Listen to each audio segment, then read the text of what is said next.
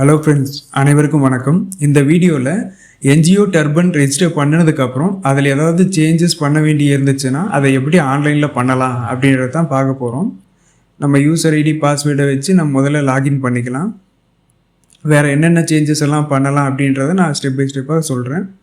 அந்த 4 digit MPIN கொடுத்து login பண்ணிக்கலாம். ஓகே, லாகின் பண்ண உடனே லெஃப்ட் சைடில் அப்டேட் ப்ரொஃபைல்னு ஒன்று இருக்கும்.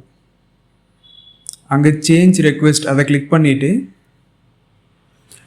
என்ன மாதிரியான சேஞ்ச் பண்ண போகிறோம் செலெக்ஷன் டைப்னு இருக்கும். அங்கே NGO ரிலேட்டடான டீட்டெயில்ஸாக அல்லது மெம்பர் டீட்டெயில்ஸ் எல்லாம் இருக்கும். இதில் மெம்பர் டீட்டெயில்ஸ் கிளிக் பண்ணிவிட்டு ஆப்ரேஷன் டைப்பில் ஆட் எடிட் டெலீட் இருக்கும். சேஞ்ச் சீஃப் ஃபங்க்ஷனரி இருக்குது. இதில் எடிட் கிளிக் பண்ணிவிட்டு மெம்பர் லிஸ்ட் எந்த மெம்பரோட இமெயில் ஐடி கிளிக் மாற்றணுமோ அதை கிளிக் பண்ணிவிட்டு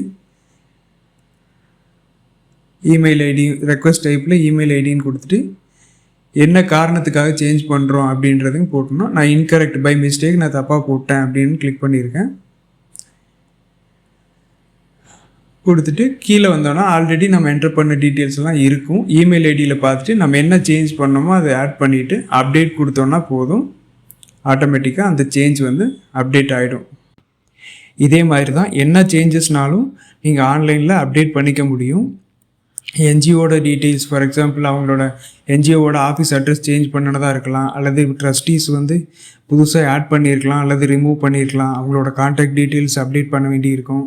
அல்லது வேறு என்ன சேஞ்சஸ்னாலும் இதே மாதிரி தான் ஸ்டெப் பை ஸ்டெப்பாக நம்ம அப்டேட் பண்ணிக்க முடியும். ரொம்ப சிம்பிள் ப்ராசஸ் தான். இந்த வீடியோ உங்களுக்கு பிடிச்சிருந்தா லைக் பண்ணுங்கள், கமெண்ட் பண்ணுங்கள். வேறு ஏதாவது சந்தேகங்கள் இருந்தால் கமெண்ட்டில் கேளுங்கள்.